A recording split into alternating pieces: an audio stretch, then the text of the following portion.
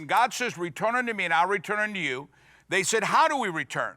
And God says, in your tithes and in your offerings. Now, I've said this over and over again. In order to understand what the Bible's talking about, what Jesus is talking about, what Paul's talking about, what the apostles are talking about, what the prophets are talking about, you got to read the Bible through the eyes of a Jewish Jesus. Yes. So in Hebrew, when it says offerings, the Jewish people knew exactly what they're talking about.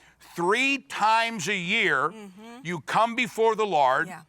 And you don't come empty-handed. Now, without getting into it too much, and you can get the teaching on our website, is Malachi was written right after Israel came out of Babylonian captivity. Right. And the reason they were in Babylonian captivity, the reason the enemy defeated them is because they quit putting God as Jehovah Jireh, and they started trusting in the government, they started trusting in their own power, their own wisdom, and that, I believe that's where America is.